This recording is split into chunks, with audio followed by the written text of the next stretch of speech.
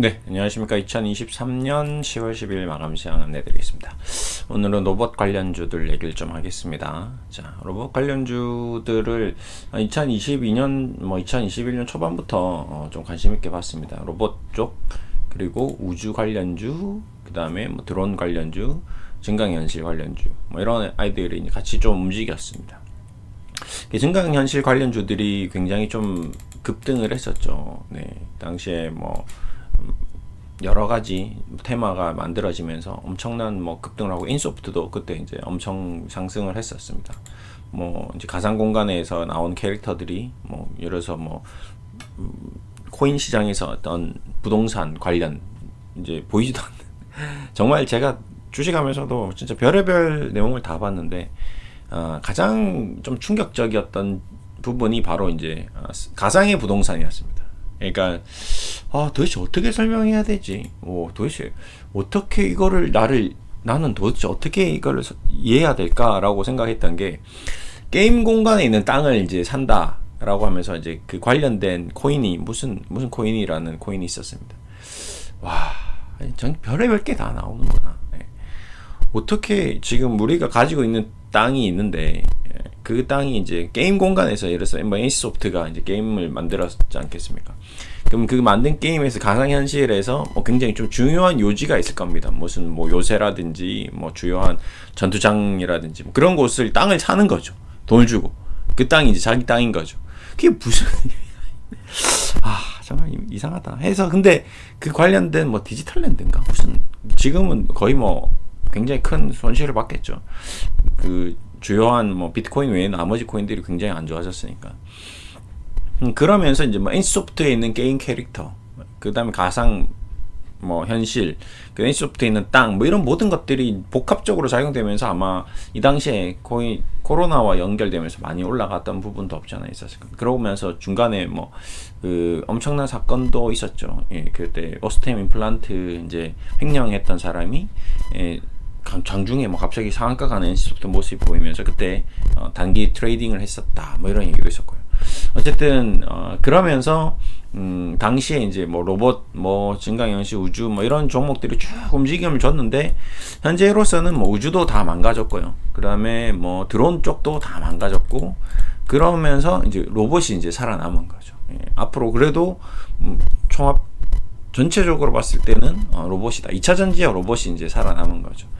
결국 로봇도 2차 전지로 움직일 것이고, 같이 연결되어서 로봇이라는 분야 자체가 드론도 로봇이 될 수 있고, 우주 쪽도 로봇이 될 수 있고, 결국 이제 총합적인 어떤 큰 바운더리에서 로봇이 다 끌고 가는 게 아닌가. 자율주행도 결국 로봇이 될 거고, AI고, 그런 식으로 인공지능 이쪽까지 이제 연결되어서 인공지능, 로봇, 2차 전지, 이렇게 세 가지가 이제 오늘 올해의 테마가 형성되면서 이제 주가가 움직였습니다.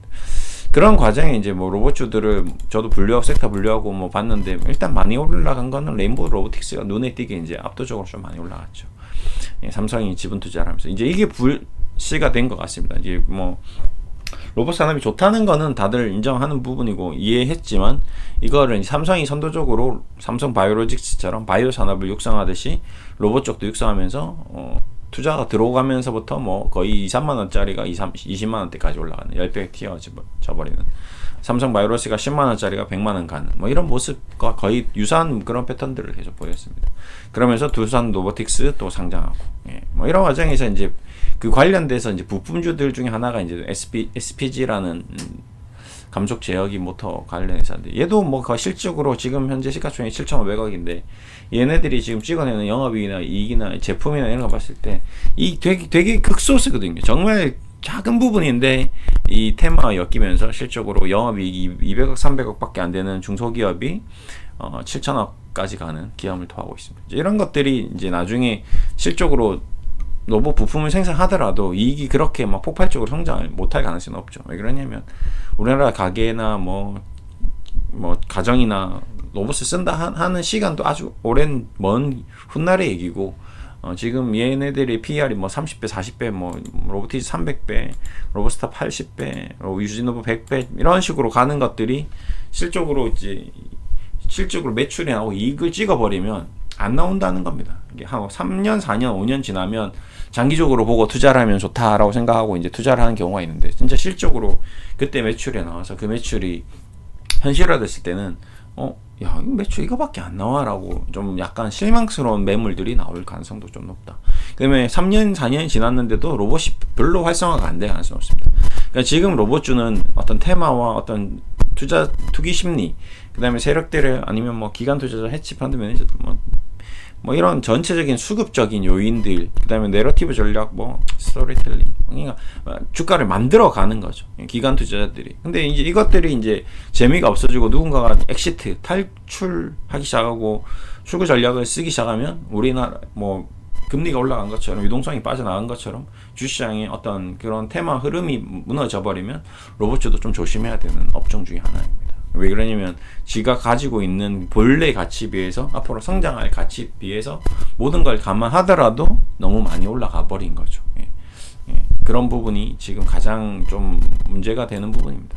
뭐 레인보우 로보틱스도 뭐 PER 400배고 로보틱스 350배. 이건 수치는 단순 수치가 쉽게 안 바뀔 겁니다. 뭐 한 2, 3년 정도는 계속 몇백 배에서 유지가 되겠죠.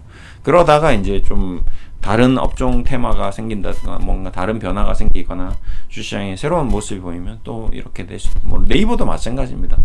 네이버가 지금 PER이 이제 한 40배 정도 되거든요. 19만 원. 근데 45만 원짜리가 지금 20만 원까지 왔습니다. PER 100배, 200배 찍을 때는 앞으로 네이버, 카카오 이런 플랫폼 회사들이 끝도 없이 상승할 것이고 끝도 없이 성장할 것이기 때문에 그렇게 올라가는 것이 당연시 되었습니다. 그때는 그들이 만들어 놓은 어떤 전략 때문에, 수급 때문에 이게 당연해 보였던 거죠. 근데 실적으로 이들이 내는 실적이나 이익이 현실적으로 그 기대치를 따라가지 못하면서 실망 매물이 나오면서 카카오, 네이버가 완전히 내려앉아 버리고 더 이상 과거의 글로리한 모습을 다시 재현하지 못하는 그런 흐름을 보이고 있는 것도 별반 다를 바가 없는 부분인 거죠. 그래서 우리가 지금 당장은 로봇주가 움직임이 좋고 오늘도 반등이 나오고 뭔가 화려해 보이고 앞으로 성장성이 있어 보이지만, 이런 모든 것들은 누군가가 플레임을 짜놓은 그 플레임 속을 들여다보고 있기 때문에 그렇다. 쉽게 말해서 우리가 파란색 선글라스를 끼고 있으면 온 세상이 파랗게 보이는 거죠. 벗으면 정상적인 색깔인데, 빨간색 선글라스를 또 누가 갖다 줘서 빨간색 선글라스 끼면 세상이 불구스레하구나 라고 느껴지는 거죠. 그러니까 지금 로봇과 2차 전지가 주가가 움직임이 좋으니까 이쪽이 앞으로 상승하는구나 라고 보여주는 거죠. 그렇게 퍼포먼스를 보여줘야지 결국 누군가가 그 주식을 사야 되니까, 팔 사람이 있어야 되니까. 과일이, 사과가 너무 빨갛고 예쁘고 달고 맛있고 해야지 사람들이 사과를 사가 먹지 않겠습니까? 그럼 사과 장사는 어떻게든 사과를 깨끗하게 예쁘게 씻고 포장해서 이렇게 사과 박스 한 박스에서 10만 원입니다 하고 딱 내놨을 때 사람들이 괜찮네 하고 사야 된다는 거죠. 막 그냥 못난이 사과, 뭐 썩은 사과 이런 것들을 꺼내서 100개 10만 원입니다 해도 100개 아무도 안 사가죠. 그걸 100개 사가서 다 썩을 건데, 먹지도 못할 건데. 그러니까 오히려 10개를 정말 알토란 같이 예쁘게 포장해서 반짝반짝 빛나고 예쁘게 크고 실한 것들을 10만 원에 파는 게 이익이 더 많이 남다는 겁니다. 그러니까 주식도 그런, 결국에는 모든 것들이 장사고 사업이고 영업이고 전략이다라는 겁니다. 주식이라는 것도 다를 바가 없다. 결국 주식을 만들어서 파는 사람들은 기관 투자자들인 거죠. 해치 펀드 매니저, 세력들인 거죠. 그걸 사는 사람들은 여러분이고. 그래서 비싸게 주고 사면 안 된다. 싸게 주고 사야 된다. 알짜만 사야 된다. 잘 산별해서 사야 된다. 눈탱이 맞으면 안 된다. 이게 주식입니다. 결국 인생과 별반 다를 바가 없다. 그냥 삼성전자 TV 사는 것과 시장에 가서 과일 사는 것과 주식을 사는 것과 같은 개념이 있다라는 거죠. 얼마 전에 산책을 하다가 보니까 이제 가로등 불빛 아래 이제 엄청나게 많은 이제 나방이나 뭔가 빛을 쫓아오는 곤충들이 주위를 막 바짝바짝 하고 있죠. 밤에 특히. 근데 그 와중에 놀라운 사실 하나를 또 발견했습니다. 뭐죠? 대왕거미가 거미줄을 샥 쳐놨습니다. 그 가로등 불빛 바로 밑에. 그러면 한두 놈은 얻어 걸린다는 거죠. 이게 영악하죠. 이 자연의 이치입니다. 정글이라는 세상에 살아가는 이치인 거죠. 강자가 약자를 잡아먹는 겁니다.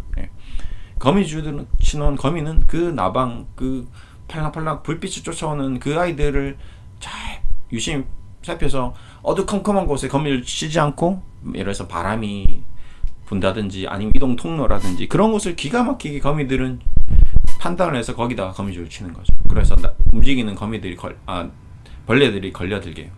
이 주식도 마찬가지입니다. 여러분들이 뭔가 이렇게 화려하고 아름답고 뭔가 번쩍번쩍 할 때 그 주위에서 누군가는 그 사람들, 그 벌레들을 노리고 있는 사람들이 있다라는 거죠. 거미 같은 그 세력들이 있다. 힘이 좋은 더 상위의 포식자들이 있다라는 거죠. 그래서 그 상위 포식자들에게 당하지 않으려면 우리는 그 거미줄을 잘 보이진 않지만 그 보이지 않는 거미줄마저도 피해가는 현명함이 있어야 된다.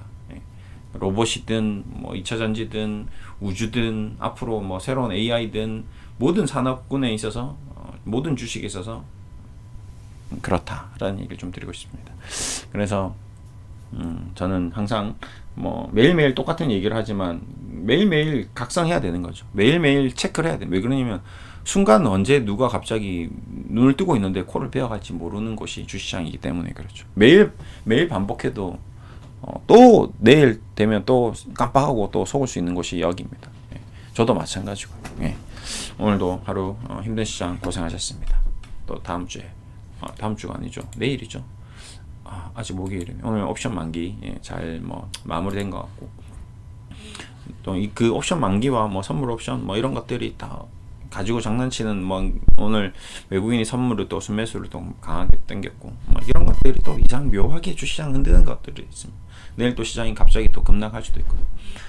글로벌 시장에 대해서 항상 예의주시하면서 경계의 눈을, 경계 태세를 갖추면 좋을 것 같습니다. 오늘도 수고하셨습니다. 감사합니다.